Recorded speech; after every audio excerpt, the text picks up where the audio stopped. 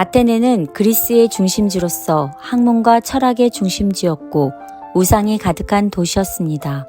바울은 기독교 배경이 없는 아테네 사람들에게 복음을 전할 때는 그 상황에 맞는 방법의 필요성을 깨닫고 상황에 맞게 세심한 관찰과 유연한 전도 방식을 사용하여 하나님을 모르는 이방인들에게 하나님의 존재와 예수 그리스도의 부활을 전파했습니다.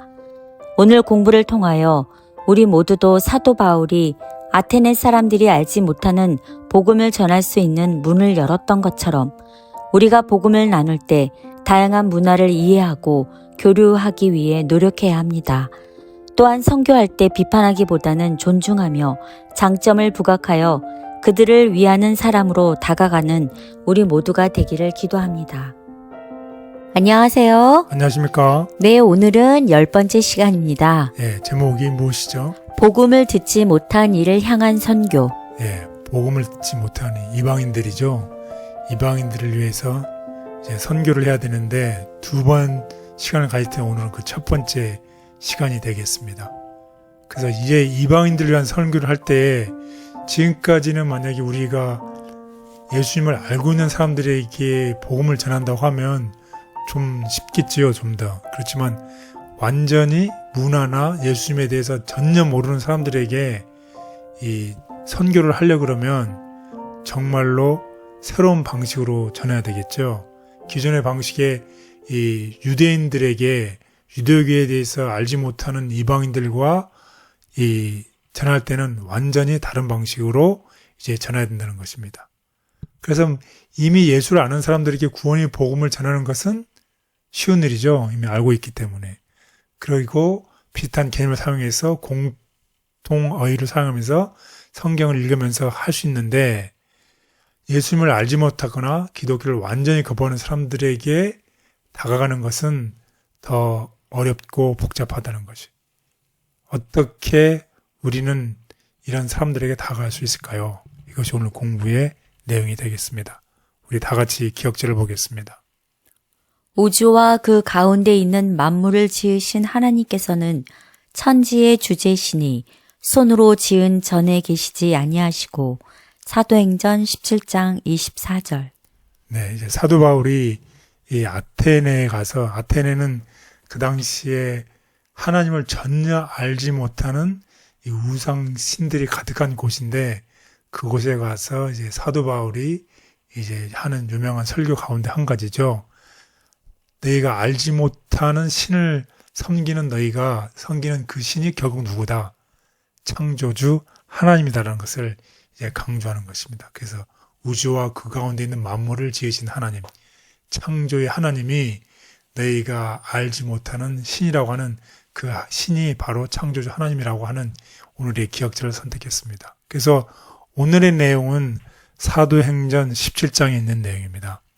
사도행전 10장의 내용을 좀 간략하게 살펴보면 이 베레아를 거쳐서 바울이 당도한 것은 당시 철학과 문화의 중심지인 아테네였습니다. 그래서 이 아테네는 철학이 아주 발전한 도시였잖아요. 네. 그래서 철학의 풍토에 염두를 두고 하나님을 이제 설명합니다. 그래서 사도 바울이 사용한 방법은 이방 문화에 가지고 있는 전통을 아예 무시하는 것이 아니라 그것을 존중하면서 또 활용하면서 하나님을 전하는 방법을 사용한 것입니다. 만약에 우리가 이방 문화와 이방 문화의 전통을 완전히 무시하고 하나님을 전한다고 하면 그 방법이 그 사람들에게 잘 먹힐까요? 아니요. 어렵겠죠. 힘들죠. 예. 이 배타적이라 하면 전혀 기독교 자체를 받아들이지 않겠죠. 그래서 사도 바울은 그렇지 않았다는 것입니다. 그래서 이 새로운 분야, 새로운 지역에서 이 임무가 있는데 그 임무를 하기 위해서는 어떻게 해야 된다는 것이에요. 우리의 생각을 바꿔야 된다는 것이죠. 기존에 가지고 있던 전도의 방법을 바꿔서 새로운 방식으로 해야 되고 이 설교하는 방법도 어떻게 해야 된다는 것이에요. 거기에 맞게. 그렇죠. 거기에 맞게 새로운 방법으로 해야 된다는 것이죠. 그렇게 하려면 특별히 비기독교인들을 전도하는 방법에서는 그 사람의 문화를 존중하고 그 사람들을 리스펙하면서 그 사람들의 문화와 기독교의 문화의 공통점이 되는 것을 찾아서 그 공통되는 점을 기준으로 해서 우리의 방법을 조정하면서 결국 그리스도를 제시해 나가라는 것입니다. 그게 현명한 방법이지요. 배타는 것이 아니라 그 사람의 문화를 존중하면서 무엇이 기독교와 그 사람들의 문화가 가까운 점이 무엇인지를 하는 점에서부터 시작점을 찾으라는 것입니다. 그래서 이 아테네에서의 일을 잠깐 살펴보면 아테네는 문화, 철학, 이런 종교가 아주 뛰어난 곳이잖아요. 그래서 아테네에서의 바울은 복음 전도에 있어서 무엇을 먼저 합니까? 아테네의 문화를 먼저 참여합니다. 그리고 그곳은 그 도시 우상 때문에 너무너무 많아서 정말 이 사도 바울이 괴로워했던 것입니다.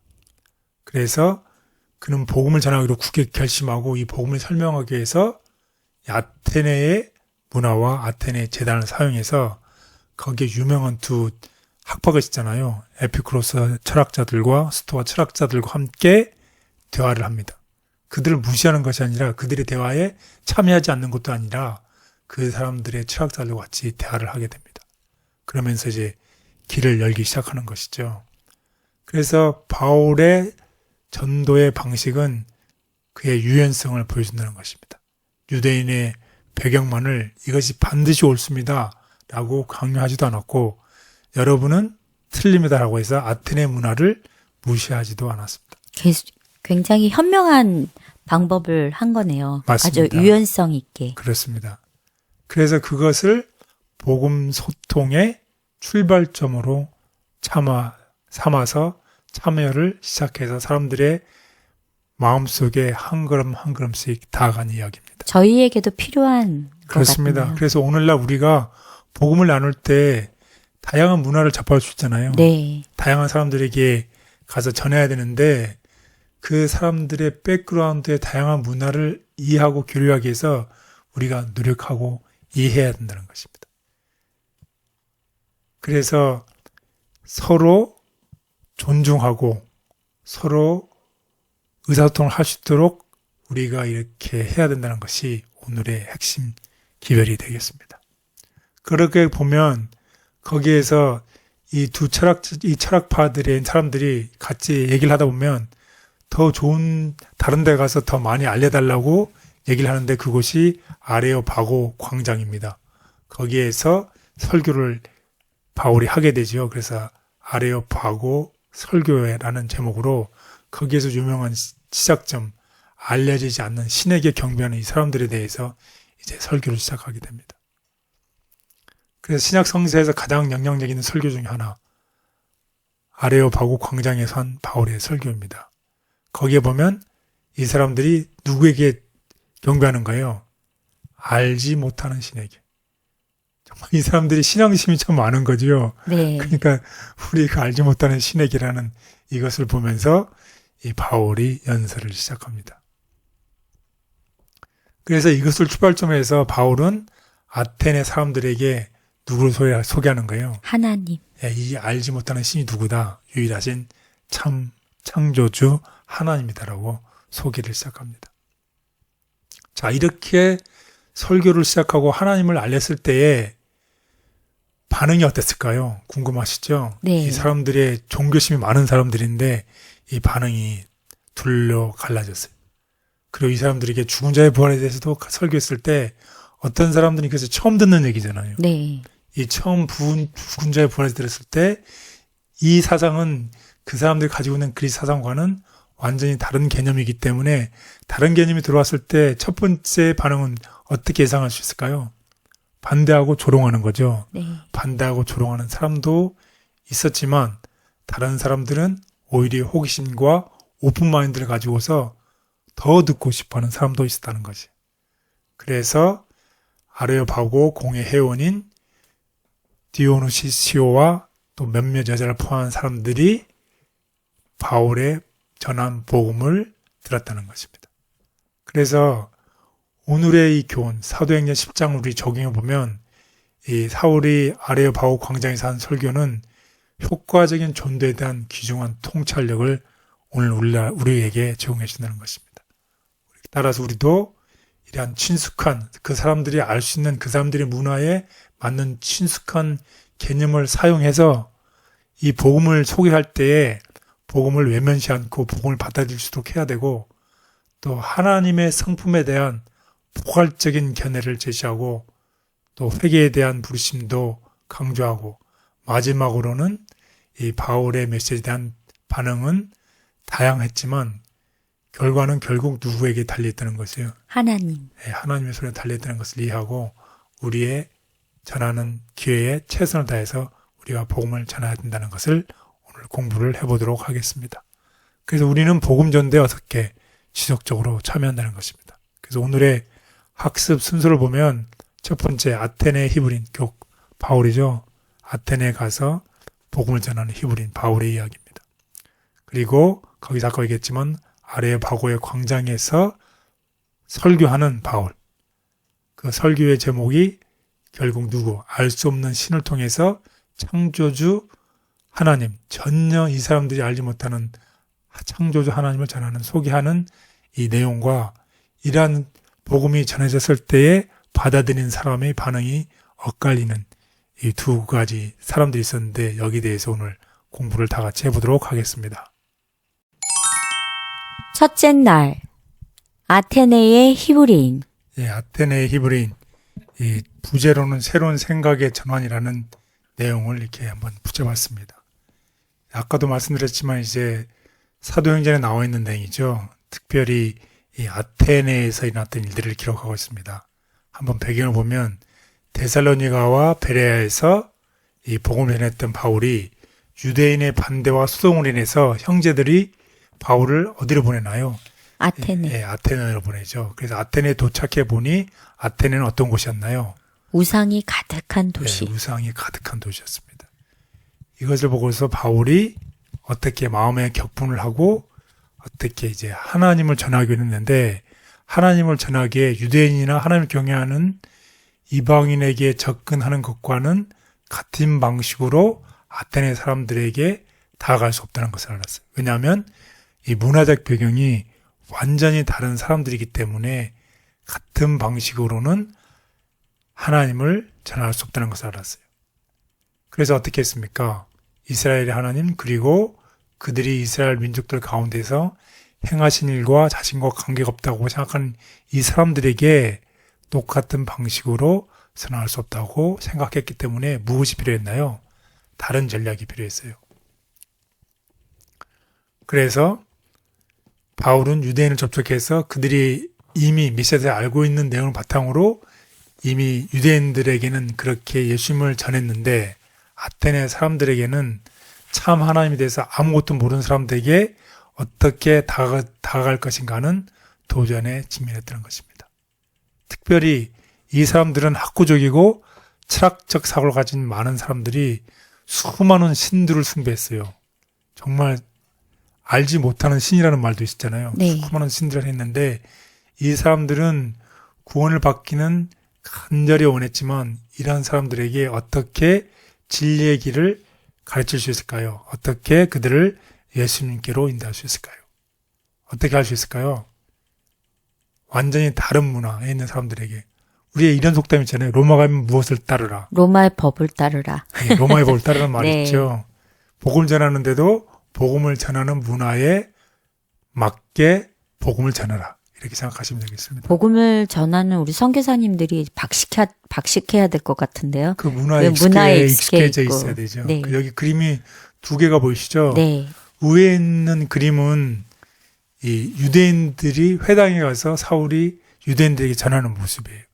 그런데 밑에 있는 그림은 이 아테네에 있는 사람들이 이 도시 광장에 있기 때문에 도시 광장에서는 이 철학자들이 많이 사람들과 얘기를 했었거든요. 네. 그럼 철학자처럼 복음을 전한다는 거죠. 완전히 다른 방식이죠. 형식에 있어서도. 그래서 네. 근본적으로 다른 전략이 필요하다는 것입니다. 성령 영감을 받은 바울은 자기 자신만의 방법으로 이 이교들, 하나님을 알지 못하는 사람들에게 다가가기로 결심했습니다. 그래서 새로운 사고방식에 적응했습니다. 오늘도 정말 세상이 테크놀로지가 너무 빨리 변하잖아요. 네. 이렇게 가만히 있으면 우리가 이렇게 뒤지고 이렇게 하는데 새로운 방식의 빠른 방식에 맞게끔 우리도 전도의 방법도 달라져야 그렇게 되겠다. 달라져야 된다는 거지. 세상은 변화가는데 진리는 변하지 않지만 네. 세상은 변화가고 흐름이 변화갈 때 우리가 이 진리를 세상의 변화에 맞게끔 잘 전달할 수 있도록 우리도 전도 방식이나 이 복음을 전하는 이 형태나 포맷들이 바꿔져야 된다는 거지. 전략이 필요한 거죠. 전략이 필요한 거죠. 네. 특별히 요새는 어떤 전략인가요? SNS를 통해서 많이 네, 온라인 온라인이죠. 선교. 예. 옛날에는 사람들이 많이 모였지만 팬데믹 이후로 인해서 사람들이 모이는 걸 꺼려하고 교회 나가는 게 점점 꺼려하는 이 시대에 모든 사람들에게 그렇다고 하나님 복음은 전해야 되는데 그 사람들이 쉽게 접근할 수 있도록 SNS가 발달돼 있잖아요. 네. 특히 요새는 또 AI가 굉장히 발전해 가고 있잖아요. 네. 우리가 AI를 사용한 전도 방식, 이것도 우리가 연구해야 될 대상이 되겠습니다. 그래서 회당에서 이 라피처럼 유대인에게 이야기했다고 하면 지금 아테네의 도시 광장에 있는 이 사람들에게는 철학자처럼 이야기를 해야 된다는 것입니다. 그래서 우리도 이런 방식을 따르면 좋겠습니다. 바울은 전혀 복음이 전해지지 않은 아테네인들에게 복음을 전하고자 했다. 기독교 배경이 없는 그들에게 나갈 때 바울은 전혀 다른 방식으로 다가갔다. 하나님을 모르는 아덴 사람들에 대한 동정심. 바울이 주위의 아름다움과 장엄함을 보고 또한 도시 전체가 우상 숭배에 빠진 것을 보았을 때 모든 방면에서 하나님이 수치를 당하시는 것을 알고서 그의 마음은 하나님을 위한 질투심으로 분기되었고 그들의 지적인 교양에도 불구하고 참 하나님을 알지 못하는 아덴 백성들에 대해 동정심을 갖게 되었다. 제가 아는 것이 전부인 양 어떻게 보면 교만한 모습으로 타인에게 나아가지 않았는지 돌아봅니다. 선교를 한다고 하면서 저지른 실수들이 있다면 주님께 용서를 구합니다. 권능과 지혜를 가지고도 겸손히 낮아지신 예수님을 본받게 하옵소서. 아멘. 둘째 날 아레오바고의 바울. 네, 여기 그림에 보이시죠? 네. 거기 보면 이게 이 길거리에서 이제 사람들하고 얘기하는 방법이 나오죠. 네. 이런 바울이 이제 아레오바고의 광장으로 요청을 받아서 그쪽에서 이제 설교하는 이제 모습을 공부하겠습니다. 예, 아레오바고 광장입니다. 바울이 아까 공부했지만 아테네 우상이 가득한 것을 보고 격분하고 그리고 날마다 회당과 광장에서 만나는 사람마다 변론을 하는데 그때 특별히 두 학파가 있었죠. 에피쿠로스 학파와 스토아 철학자 학파들이 있었어요. 그들이 바울과 변론하다가 이제 아레오바고 광장으로 가서 그가 전하는 복음이 무엇인지 설명을 해달라고 요구를 합니다. 그래서 바울이 아테네의 아레오바고 광장에 있어서 그들이 알지 못하는 신을 이제 설교를 하게 되는 내용입니다. 그래서 완전히 새로운 방식이죠. 한동안 광장에서 설교를 하던 아테네 사람들은 이 바울이 제시한 아이디어나 이 사상에 놀라움을 금치지 못합니다. 바울이 정말로 박식한 사람이었잖아요. 그래서 새로운 가르침을 열렬히 추구했던 이 아테네 사람들이 바울이 설교하는 새로운 신, 새로운 가르침, 이상한 것이 무엇인지를 더 명확하게 알고 싶어 했던 사람들이었어요. 그래서 철학적 사상에 대한 토론에 익숙한 그들이 이런 것을 더 알고 싶은 이런 생각이 들었습니다. 그래서 이 아테네에서 바울은 어떻게 생각했냐면 지난날에 자기가 배웠던 교육을 통해서 이 사람들을 연결해 주실 것이라고 바울이 생각을 했어요. 그래서 그는 누구였습니까? 바울. 가멜리아라는 유명한 유대인 교사 밑에서 공부한 정말 박식한 이 바울이었잖아요. 그런데 놀랍게도 성령께서는 바울이 아테네 거리를 돌아다니면서 관찰하고 배운 것을 통해서 복음을 전하게 하셨다는 거지. 그래서 사람들과 도시에 대해서 얻은 지식이 그의 지난날에 배운 교육보다 예수님을 전하는데 더 큰 도움을 주었다는 것입니다. 여기 거리에서 바울이 사람들을 보고 있죠. 문화도 네. 보고 있죠. 관찰하고 네. 있죠. 네. 그래서 이 바울은 그리스의 사정과 문화에 익숙해 있었던 사람입니다. 그는 고전 작가들의 작품을 읽었고 아테네 거리를 돌아다니면서 눈에 보이는 것들을 모두 주의 깊게 관찰하고 이 사람들의 사고와 행동 방식을 파악을 했습니다. 복음을 위해서. 그래서 성령께서는 유일하신 참 하나님에 대해서 듣는데 익숙하지 않는 사람들에게 새로운 방식으로, 기존의 방식이 아닌 새로운 방식으로 설교할 수 있도록 이 사도 바울을 준비시켰다는 것입니다.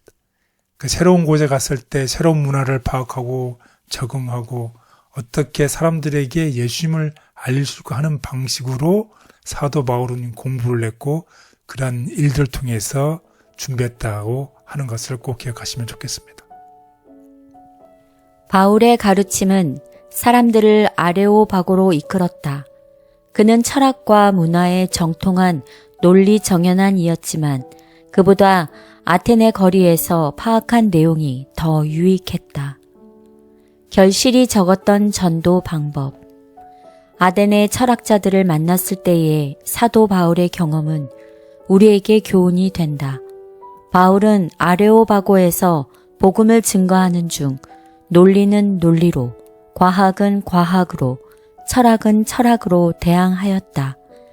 그의 청중들 중 가장 현명한 사람도 놀라서 아무 말을 못했다.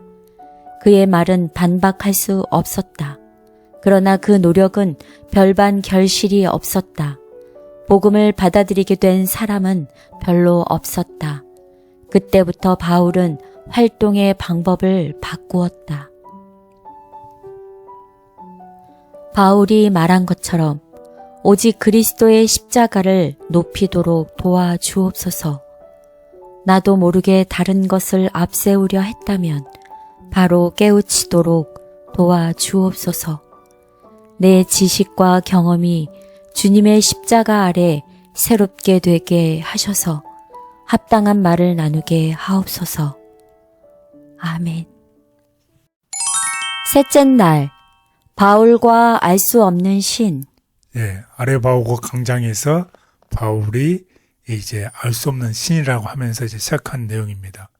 그 하나님을 모르는 사람들에 대해서 바울이 어떻게 대했는지 한번 보겠습니다. 특별히 아레오바고 광장에서 행한 설교에서 바울이 하나님 모르는 사람들에 대하는 방식이 어떻게 했나요?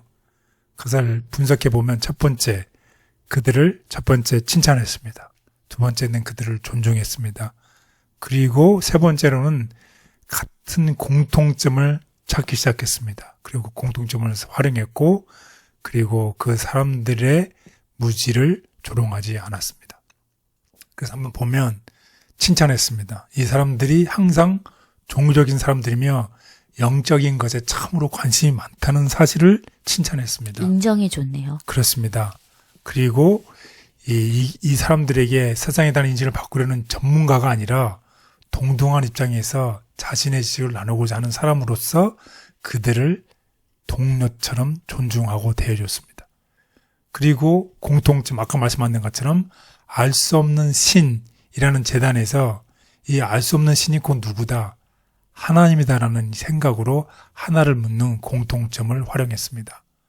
그리고 오히려 그들에게 알 수 없는 신까지도 숭배하려고 한다는 그들의 열망에 감탄하면서 그들의 무지를 조롱하지 않았다는 것입니다. 참 현명한 방식이죠. 네. 그렇습니다. 지혜로운 거죠.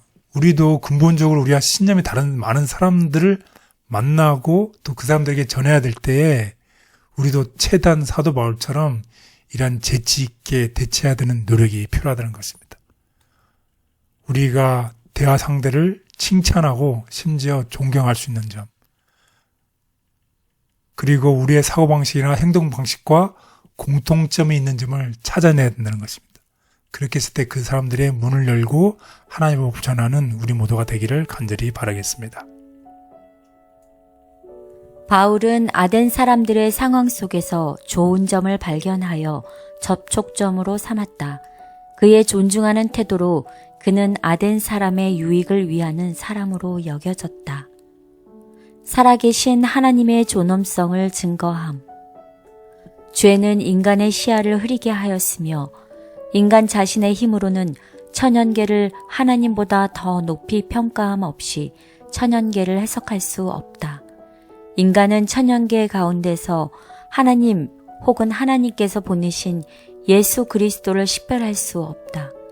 인간은 마치 천연계를 숭배하기 위하여 제단을 쌓은 아덴 사람들과 똑같은 위치에 있다. 바울은 아레오바고 가운데 서서 아덴 사람들에게 저들의 우상 숭배에 비교하여 살아계신 하나님의 존엄성을 증거하였다. 다른 종교를 대하는 저의 태도가 어떠한지 생각해 보게 하시니 감사합니다. 그들의 유익을 바라면서도 불필요한 적대감을 내세우기 쉬웠다면 지혜를 주옵소서. 서두르지 않고 하나님처럼 인내하는 사랑으로 사람들을 대하게 도와주옵소서. 아멘. 넷째 날, 전혀 다른 하나님을 소개함. 네. 여러분 이제 바울이 이제 아까 공통점을 찾아냈었죠. 네. 이제 거기에 대해서 공통점을 발견하고 드디어 이제 창조주 하나님을 소개하는 전혀 다른 하나님을 소개하는 내용이 되겠습니다. 처음에 칭찬하고 존중하고 공통점을 다 찾은 다음에 이제 하나님을 소개하는 건가요? 그렇죠. 그래서 아까 알 수 없는 신에게까지 제단을 쌓을 정도로 영적인 것을 중요하게 했던 사람들에게 이제 바울이 하는 말은 이제 흥미로운 말을 하는 거죠. 그 하나님이 누구시다. 네가 알 수 없는 신이라고 했던 이 신이 창조주 하나님이시고 창조주 하나님은 우리가 생각하는 것처럼 사람이 손으로 지은 전에 계시지 않고 또 인간에게 여러분이 섬기는 신처럼 인간이 무언가를 해줘야 되는 것도 아니고 대신 인간의 필요를 공급해 준다는 이런 역설적인 내용을 이야기하게 되죠. 그 당시에 이 사람들이 생각하는 신들은 예측할 수가 없고 신들이 자기중심적이고 잔혹한 존재로 묘사하고 있는 그리스의 신권에 젖어있던 이 문화에 있었던 이 사람들에게 바울이 말한 이 창조주 하나님의 이 존재는 정말로 새로운 놀랍고도 흥미로운 관점이었다는 것입니다. 그렇게 이 아리바고 있던 사람들은 사랑의 하나님을 향해서 첫 발걸음을 내딛게 되었던 것입니다. 그래서 우리는 여기에서 우리만 아는 것이 아니라 다른 사람이 아는 것에 대해서 이야기를 하면서 공통점을 찾아야 된다는 것이. 네. 서로 공통분모가 전혀 없으면 공통점이 없으면 이야기하기가 어렵고 또 마음을 열기가 너무 어렵지요. 그래서 바울이 사용한 공통점은 너희가 알지 못하는 신이 결국 창조의 하나님이라는 창조가 공통점이라는 것입니다. 그는 창조주 하나님을 제시하고 또 그리스의 시인들의 시를 이용해서 자신의 생각을 또 강화하기까지 했습니다. 그래서 결국 누구를 소개한 것인가요? 하나님. 예, 창조주 하나님을 찾으라고 소개를 했습니다. 아우, 아주 놀라운 결과네요. 네, 그렇습니다. 아덴 사람들을 잘 파악한 바울은 그들에게 필요한 새로운 하나님의 모습을 제시하여 그들을 최대한 하나님께 가까이 나오도록 인도하였다. 바울이 여호와 하나님을 그들의 아버지로 설명함. 아덴의 아레오바고 회집에서 과학에는 과학으로, 이론에는 이론으로, 철학에는 철학으로 응수하는 바울을 보라. 그는 하늘로부터 오는 사랑에서 생기는 기질을 가지고 사람들이 모르면서 섬기는 소위 알지 못하는 신은 바로 여호와이신 것을 지적하고 그리스 시인의 말을 인용하여 여호와는 아버지 되시는 하나님이요 저들은 그 아들인 것을 설명하였다. 아덴 사람들을 사랑하는 마음으로 다가간 바울의 모습을 본받기 원합니다.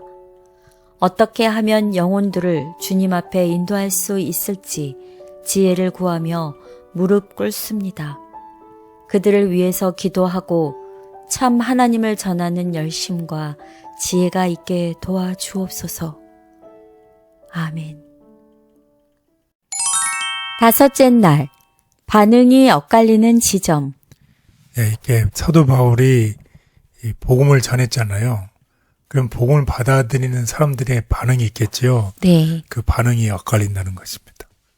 그래서 사도 바울이 아테네 사람들이 한 걸음 더 내딜 수 있도록 이미 그들의 신앙의 친숙한 부분을 활용을 해서 이 창조주 하나님이 존재한다는 사실을 열린 마음으로 들을 수 있도록 확실하게 증거를 했고, 또 예수님의 부활과 그 부활이 그들에게 모두 소망을 주는 것을 이끌었습니다. 그래서 사도행전은 누가가 기록했잖아요. 그래서 이 누가가 부활에 대한 바울의 결론에 대해서 사람들이 어떻게 반응했는지를 기록을 했습니다. 어떤 반응이 있었을까요? 예, 때가 되자 어떤 사람은 어떻게 했고, 웃었고. 이 웃었다는 게 비웃었죠. 비웃었다는 얘기죠. 네. 어떤 사람은 비웃었고, 어떤 사람은 다른 시간에 그 이야기를 계속해서 듣기를 원했습니다. 그래서 몇몇 사람들은 즉시 확신을 가졌어요.